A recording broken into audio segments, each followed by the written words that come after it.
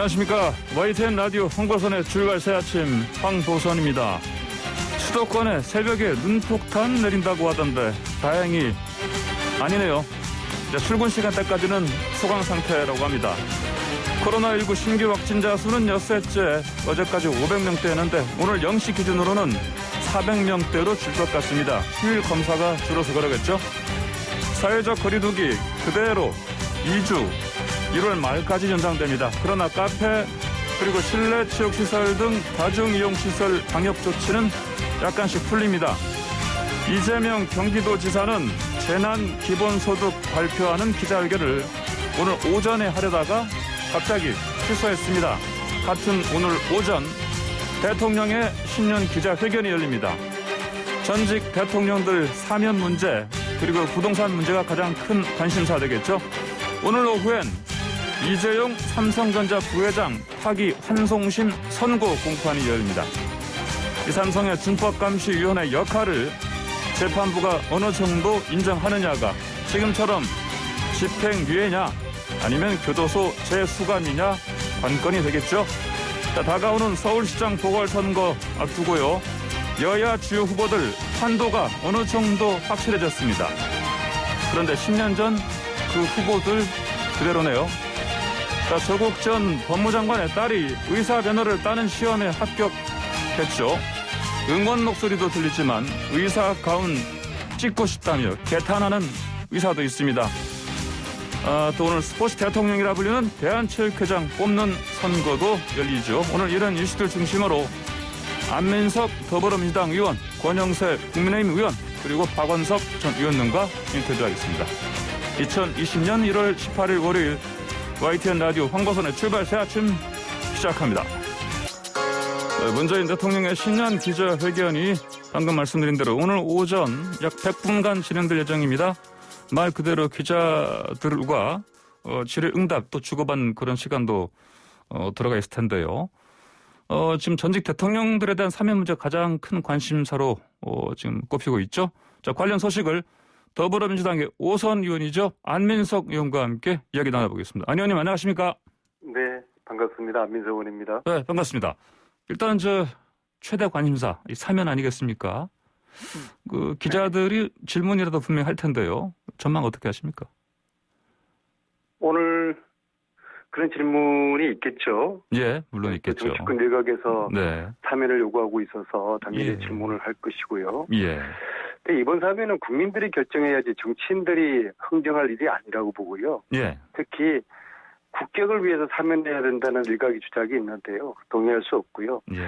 오히려 명백한 범죄자를 무조건 사면해 주는 게 이것은 국격을 훼손하는 것이라고 저는 보고 있고요. 예. 지금 형 확정이 된 지 일주일도 안 됐지 않습니까? 네. 근데 사면 이야기를 하는 것은 너무 성급하다고 보고요. 지금 급한 것은 이 사면보다는 코로나 이거의 걱정이고요. 예. 그래서 지금은 사면보다는 코로나 극복과 민생 회복에 이 노력을 집중해야 될 거라고 보고요. 정치권도 예. 먹고 사는 문제, 이 코로나 극복에 집중해야 될 때라고 보고요. 지금처럼 이 성급하게 사면 논의하는 것은 네. 통합이 아니라 갈등만 부추기고 국민 정서에 반하는 일일 거라고 저는 보고 있습니다. 그런데 이제 이 문제를 지금 이낙연 당 대표께서 먼저 사실은 제기하지 않았습니까? 네. 네. 그렇다면은 사실 이 문제를 두고 그동안 정치권에서는 사전 교감에 대한 얘기가 많이 나왔었는데 물론 이제 공식적으로는 아니다 이렇게 하고 있지만 그럴 정도는 어느 정도 이제 이 사면에 대해서 아까 말씀드린 대로 일단 최대 관심사고요. 그런 상황이기 때문에 아무래도 이제 질의응답도 있겠지만 대통령의 입장이 당연히 오늘 나오지 않겠습니까? 네, 아마 대통령께서도 아마 예. 원칙대로 소신을 밝히실 거라고 봐요. 예. 그러면 이제 어쨌든 안 의원께서는 지금 성급하다 사면 문제 논의하는 거는 국격 훼손하는 것이다. 만약에 한다면 반대 네. 입장을 말씀해 주셨습니다. 그러면 만약에 차후에라도 일정한 시간이 흘러서라도 만약에 사면이 이루어진다. 그러면 어떤 전제가 필요하다 이런 생각이십니까? 지금 일각에서는 사과와 반성하면은 사면해주자는 그런 또 이야기도 하는데요. 예. 저는 원칙적으로 사면을 반대합니다. 예. 사과와 반성을 하면은 사면해야 된다는 이 조건부 사면에도 반대하고요. 예. 이 모든 범죄자들이 사과와 반성하면은 사면해줘야 되는 겁니까? 박근혜 전 대통령을 사면을 하면은 이 국정농단 공범이었던 최순실, 김기춘, 우병우 예. 이런 사람들도 사면을 해야 하거든요. 이것은 결국 촛불 시민혁명을 부정하는 꼴이 될 거라고 봅니다. 예, 사면을 한다면 촛불 시민혁명을 부정하는 것이다. 그래서 강력히 반대하시는 것입니다. 그리고 방금 말씀하신 것처럼 이제 이 대통령들 사면해주면은 다른 사람들도 최순실 같은 경우도 사면해야 된다. 이런 상황이 벌어질 것이다. 이런 생각이신 것이죠. 네. 그리고 안 의원께서는 또 한 인터뷰에서 특히 방금 말씀하신 최순실 씨 국외 해외 아직까지도 어떤 숨어 있는 재산이 있다 이런 또 의심도 의혹도 제기하셨습니다. 맞습니까? 네, 그 최순실의 국정농단의 본질은 네. 이 돈이라고 저는 보고 있거든요. 예. 네, 그래서 저는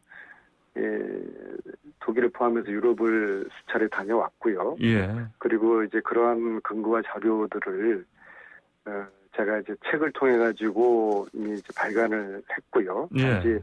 저는 이제 수사권이 없지 않습니까? 예. 그러니까 이거는 이제 검찰이나 또 조사권을 가진 국세청에서 해야 되는데 그런 부분이 잘 진행되지 않은 것 같아서 안타깝고요. 예.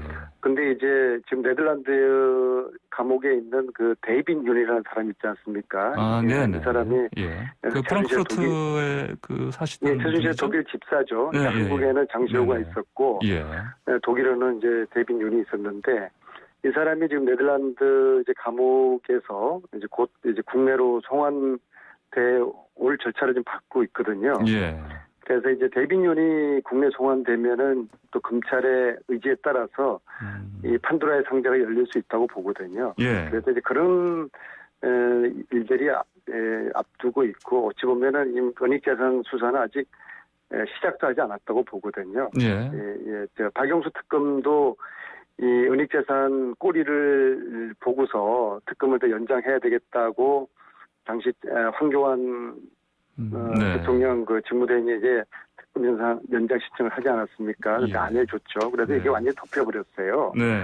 그래서 이제 데이빈 윤이 국내로 송환되면은 판도라 상자가 열리지 않을까 그런 지금 생각을 하고 있습니다. 판도라의 상자 말씀하셨는데 혹시 그 가운데 구체적으로 좀 더 의심을 넘어서서 구체적인 정황이라든지 혹시 물증 비슷한 것까지도 혹시 갖고 계신 게 있습니까? 확보하신 게? 그럼요. 가령 2012년 대선에서 이제 박근혜 후보가 당선이 되었을 때 네덜란드에서 페이퍼 컴퍼니 하나가 만들어집니다. 그리고 보름 후에 1,000억이 넘는 돈이 이제 국내로 들어옵니다. 이 돈은 최순실 여동생 회사로 들어오거든요. 이제 이런 것들은 명확한 근거가 있고요. 그리고 제가 알기로 국세청에서도 어느 정도 파악을 한 걸로 알고 있는데 이 돈의 원 출처를 지금 밝히려고 그러면은 국제적인 수사 공조가 돼야 되는데 이 부분이 지금 진행이 안 되는 걸로 알고 있습니다. 혹시 옛날에 제 기억으로 그때 2016년도 가을이었나요? 그 독일 프랑크푸르트 직접 가서 그 잠복까지 하셨던 거 제가 기억하는데요. 혹시 잠복 여러 번 했는데요. 이 관련해서 더 구체적으로 정황들은 차고 넘치는데 단지 저는 정치인이기 때문에 조사권도 수사권도 이런 공권력이 없지 않습니까? 어떻게 의심 많은 사람을 제가 잡아서 조사를 하겠습니까? 그럼 이 판도라 상자 열기 위해서 어떤 이를테면 도움을 주실 수 있을 것 같습니까? 뭘 할 수 있습니까? 데이빈 윤이 들어오면은 이제 검찰이 수사 기지를 발휘해서 데이빈 윤의 입을 얼마큼 열 것인가 거기 달려 있다고 봅니다. 그렇군요. 알겠습니다.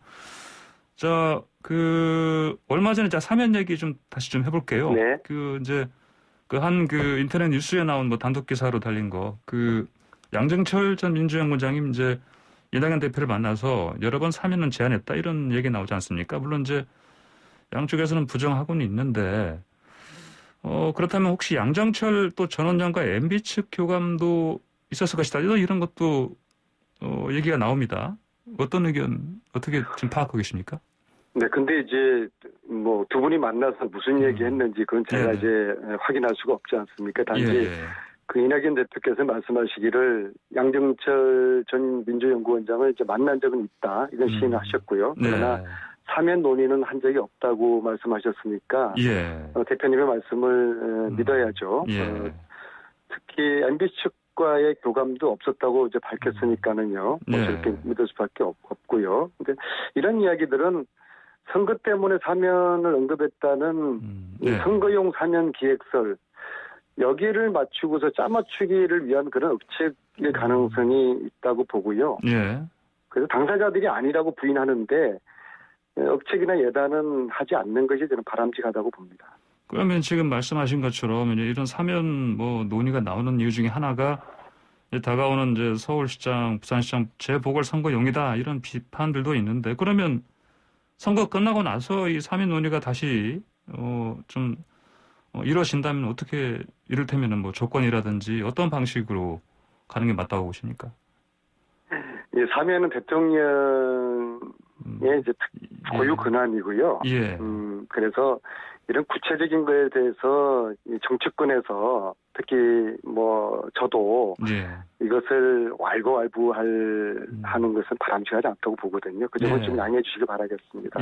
알겠습니다. 그리고 대통령께서도 아마 임기 마치기 전에 이 문제를 해결해야 된다는 그런 생각은 있지 않으시겠습니까? 그런데 지금 감옥에 계신 두 전직 대통령들께서 사과와 반성은커녕 정치 보복, 정치 탄압이라고 그렇게 주장을 하고 계시니까 국민들이 사면에 동의를 해주겠습니까?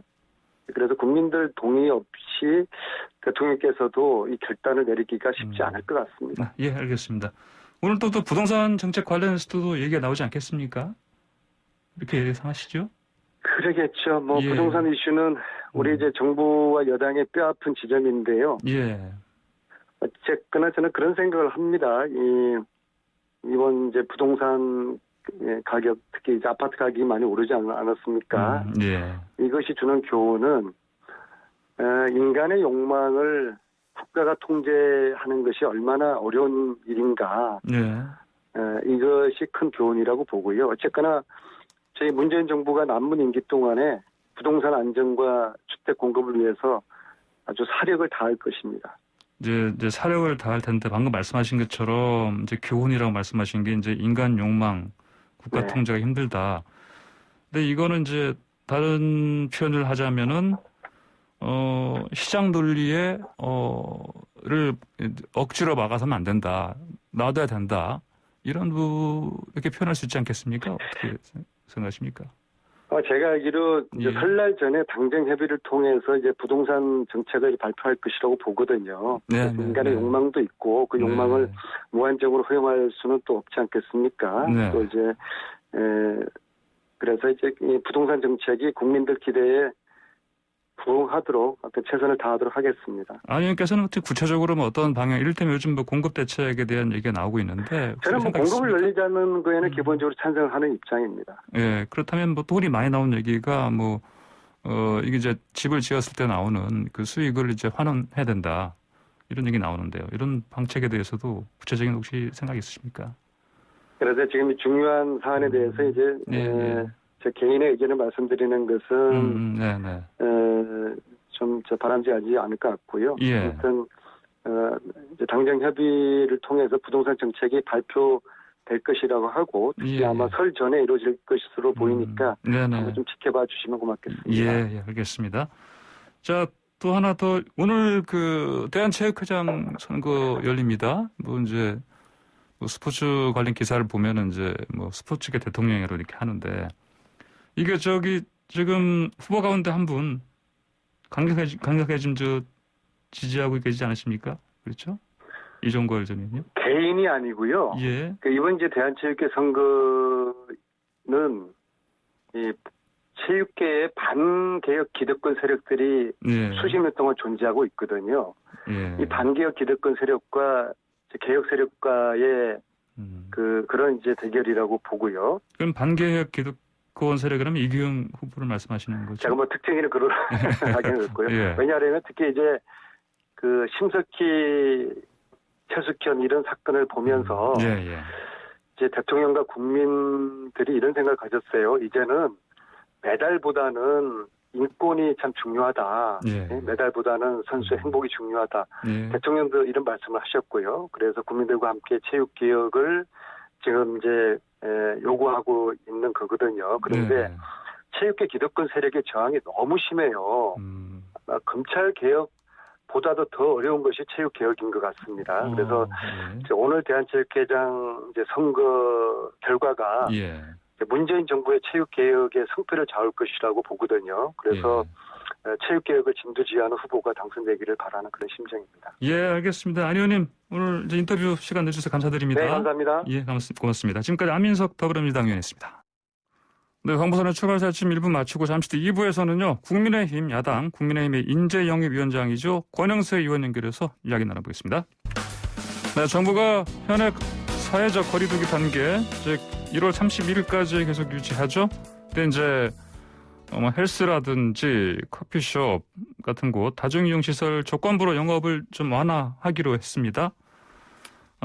이제 여당 내에서는 자영업자들의 손실을 보전해주는 법안들 속속 나오고 있고요. 반면에 이제 국민의힘 쪽은 이제 오세훈 전 시장 이제 등판으로 서울시장 경선 다른 국면으로 접어들고 있는 것 같습니다. 자, 국민의힘의 인재영입위원장이시죠. 권영세 의원 전화로 연결돼 있습니다. 권 의원님 안녕하십니까? 예, 안녕하십니까. 권영세입니다. 예.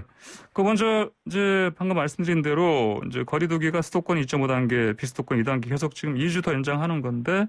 예. 자, 조건부로 이제 다중이용 시설, 이용 시설 조금 이제 풀어주는 건데요. 이제 소상공인과 자영업자들 고통 때문인데 정부의 결정 이렇게라도 좀 완화한 거 맞다고 보십니까?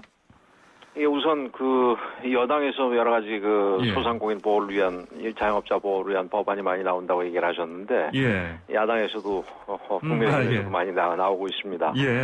그리고 정부 결정과 관련해 가지고는 물론 이 방역도 해야 되고 또 경제라든지 특히 소상공인 자영업자들의 피해를 최소화해야 된다는 상충되는 이익을 하기 위해서 굉장히 어려운 결정을 내려야 한다라는 점은 이해를 하지만 여전히 세밀하지 못하고 자의적인 부분이 많다고 생각이 됩니다. 예를 들면은 제가 지난주에 이태원 내 상인분들을 면담을 했는데 얘기를 들어보면은 이태원 내 상권 같은 경우에는 9시가 지금 제한인데 9시 넘어야지 상권이 이루어지는 장사가 되는 그런 업종들이 상당히 많습니다. 이런 부분을 고려하지 않고 일률적으로 한 부분이라든지 또 이번에 헬스장은 허용을 하면서도 샤워는 금지시켰는데 샤워는 못하게 됐죠. 샤워 운동하는 데서 샤워하지 말라면 사실상 하지 말라는 얘기하고 같지요. 근데 이게 목욕탕도 여전히 금지되면 모르겠는데 목욕탕은 진작부터 허용이 되지 않습니까? 이런 부분들 같은 경우는 세밀하지 못하거나 혹은 자의적이고 이렇다는 평가를 면하기 어려울 것 같습니다. 말씀하신 것처럼 이제 여당 쪽도 그렇지만 야당에서도 이제 이 소상공인들 이 손실 보상해주는 법안들 발의하고 한다고 말씀하셨는데 지금 어떻게 좀 구체적으로 지금 정부에서 하고 있는 이런 피해 보상 보완해야 된다고 생각하십니까? 우선 우리 야당에서도 소상공인연합회 회장을 역임한 우리 최승재 의원 같은 경우 법안을 발의하는 게 있고 저도 공동 발의자로 참여를 했습니다만 기본적으로 영업 손실도 보상을 해주고 조세라든지 각종 공과금 정책 자금의 대출이자 같은 것을 감면해 주는 게 이제 주요 골자일 텐데 기본적으로 이 소상공인 자영업자들을 보호하기 위해서 지원하기 위해서 하는 코로나 상황에서 지원하기 위해서 해주는 법안에 기본적인 기조가 좀 바뀔 필요가 있다고 생각이 됩니다. 이게 행정 조치로 인해 가지고 이 피해를 본 자영업자 소상공인들에 대한 지원이 정부는 지금 그 위로금으로 생각을 하는 것 같은데 이게 단순한 위로금이 아니라 정부가 이 끼친 이 피해에 대한 사실상 보상임을 인정하는 데서 시작이 돼야 된다고 생각을 합니다. 이유는 이게 뭐 천재지변에 의해서 바로 그분들한테 손해가 간 게 아니라 일종의 천재지변이라고 할 수 있는 코로나 상황에서 그 충격, 사회 충격을 약화시키기 위해서 특별히 그분들한테 손실을 요구를 하고 그분들은 그 손실을 받아들이는 거 아니겠습니까? 그래서 그런 차원에서 그분들이 이 겪는 손실에 대해서는 그 사회 전체가 보상을 하는 것이 맞다고 생각을 하고 정부의 뭐 보상 정책이라든지 위로 정책이 위로금 지급 정책이 이런 기조화에서 단순히 위로가 아니라 이런 피해를 끼친 데 대한 보상이다. 이런 데서 출발하는 게 필요하다고 생각이 됩니다. 그러면 이제 말씀하신 것처럼 피해를 본 사람, 보지 않은 사람 나눠서 특히 피해 본 사람한테 이제 위로금이 아니고요. 이제 보상 차원이니까 그 피해를 본 만큼 거기에 해당하는 뭔가를 제공해 주는 게 맞다. 이런 생각이신 것이죠? 그러면 이런 게 이제 혹시 뭐 해외 사례가 좀 있습니까? 뭐 해외에서도 뭐 예를 들어서 독일이라든지 캐나다라든지 그리고 이웃나라 일본이라든지 이런 데서도 다 비슷한 기조로 미국도 그렇게 뭐 제가 듣고 있습니다만은 그런 기조로 하는 걸로 알고 있고요. 그러면 아까 그러면 이를테면은 아까 그 이태원 쪽 찾으셨다고 말씀하셨는데 보통 이제 월세가 보통 한 뭐 기본 적어도 500만 원, 1000만 원 한 대 많지 않습니까? 한 달에요? 그럼 그렇죠. 이분들이 그러면 이만큼 본 액수만큼은 해줘야 된다 이런 말씀이신 거죠? 지금 뭐 전체는 다 못 해주더라도 뭐 예를 들어 절반 이상은 해줘야 된다라든지 뭐 한 90%는 해줘야 된다 이런 부분은 이제 정책적으로 끊어야 될 부분이겠지만 그 상당한 정도로 의미 있는 보상은 이루어져야 된다 생각을 합니다.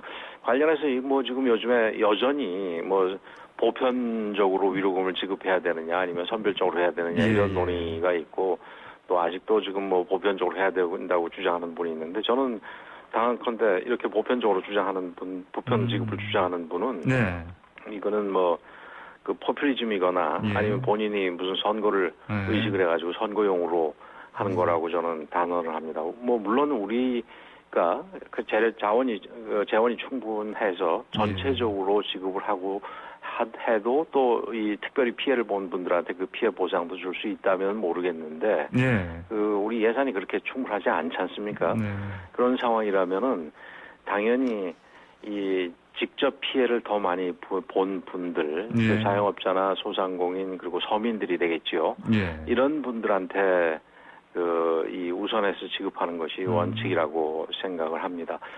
우리 이 코로나 초기에는 사실은 이분들의 피해가 아직 크지 않았고 또 갑자기 경기가 위축이 된 상황에서 처음에 보편 지급 형태로 지급한 거에 대해서는 뭐 일부 받아들일 수 있다 하더라도 이게 피해가 오래돼서 이제 이분들이 도저히 감당할 수 없는 상태에 이르는 상황에서는 일반적인 지급을 하는 것보다는 이분들에 대한 그 피해 보상이 먼저가 돼야 된다고 생각을 합니다. 네, 알겠습니다. 자, 좀 선거 얘기 좀 여쭤보겠습니다. 지금 오세훈 전 시장이 이제 뭐 안철수 국민의당 대표 이제 입당 안 한다고 이제 확실하게 밝히니까 이제 원래는 뭐 입당 한 해 만에 그 조건을 보관한다는데 이제 아예 이제 조건 없는 출마하겠다 선언했습니다. 이분 뭐 당장 뭐 내일 당장부터 뭐 시정을 할 수가 있다 이렇게 이제 얘기를 하시는데 이분 경쟁력 어떻다고 보십니까?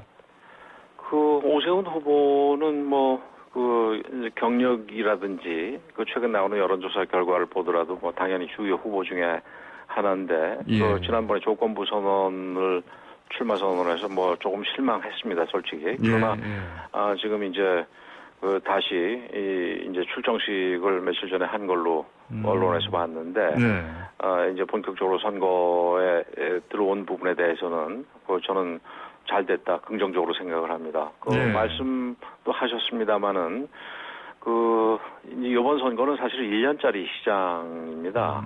그래서 그렇기 때문에 당장 바로 시작을 뭐 해야 되는 입장이라서 오세훈 후보 같은 경우는 시장 경험이 있기 때문에 그 부분이 이 오세훈 후보의 큰 강점이라고 생각을 합니다. 나경원 전 의원은 그런데 10년 전과 지금 10년이 지나서 세상이 바뀌었다. 이렇게 하면서 이제 이렇게 또 비판하던데요.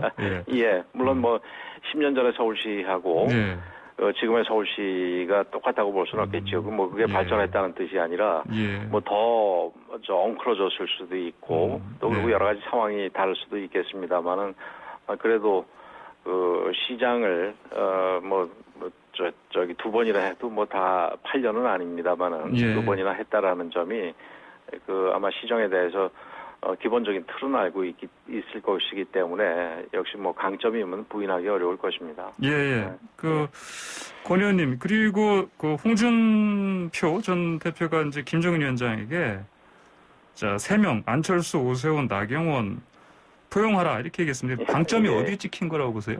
이 발언. 뭐 역시 그 당외 인사 우리 김종인 그 비대위원장님하고 그 안철수 후보하고는 뭐 좀 불편한 관계에 있다라는 게 그 뭐 다 거의 알려진 사실 아니겠습니까? 그래서 그 방점은 아마 안철수 후보에 있다고 생각을 하는데, 그 저는 뭐 큰 틀에서 동의합니다. 동의한다는 부분이 그 홍준표 전 대표가 얘기한 부분. 근데 뭐 홍준표 전 대표뿐만이 아니라 지금 모든 분들이 당내에서도 사실은 그렇게 얘기한 게 중론인데, 지금 문제는 문재인 정부의 실정 내지는 폭정을 막는 게 중요하고 폭정을 막기 위해 가지고 이번 보궐선거에서 이 여당을 상대로 해서 우파 야권이 승리하는 게 아주 중요한 계기가 될 수 있다고 생각을 합니다. 그런 점에서는 이 국민의힘 당 제1야당이라 하더라도 그 모든 걸 다 주장할 수 없다고 생각이 됩니다. 뭐 당연히 뭐 우리 국민의힘 당 입장에서는 우리 후보 중에서 하나가 이 최종 후보가 돼가지고 그 여당의 후보를 상대로 해서 이기는 게 뭐 가장 좋은 거겠지만, 뭐 그것이 이루어질 수 없다면 누구라도 여당 후보를 이길 수 있는 후보를 선출해내는 것이 중요하다고 생각이 됩니다. 그렇다면은 이 안철수 후보 특히 이 안철수 후보가 우리 후보들하고 이 비교해서 자신의 경쟁력이 있다라는 것을 보여줄 수 있는 그런 아주 공정한 이 경선 틀을 만들어주는 거가 우리 당으로서는 중요한 역할이라고 생각이 됩니다. 지금 국민의힘 인재영입위원장이신데 그 지켜보신 그 김종인 위원장 인재영입을 어떻게 평가하십니까?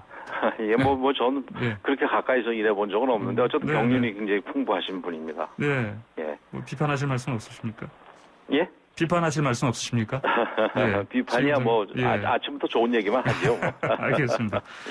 자 지금 경선 전에 단일화는 물 건너 갔다 이렇게 봐야 되겠습니까? 뭐 저는 반드시 그렇지는 않다고 봅니다. 아까도 말씀드렸듯이 뭐 이게 나눠져서는 그게 우리가 승리할 가능성이 뭐 거의 상당히 줄어드는 거는 사실 아니겠습니까? 그런 점에서 경선이라는 게 뭐 당내 경선이겠죠. 당내 경선, 우리 국민의힘 당내 경선 전후를 불문하고 당연히 단일화해야 된다고 생각을 하고, 뭐 조금 아까도 일부 말씀을 드렸습니다만 그런 점에서 국민의힘 입장에서는 대승적으로 그 전체 우파들의 이 경선 과정에서 그러니까 예비 선거 준비 과정에서 플랫폼 역할을 해야 된다고 생각을 합니다. 즉, 우리 당이 단지 이 보궐선거 승리를 위해서 이 단일화하는데 장애가 안 되는 거를 넘어서 적극적으로 그 단일화를 성취할 수 있는 그런 환경을 만들어줄 필요가 있다고 생각이 됩니다.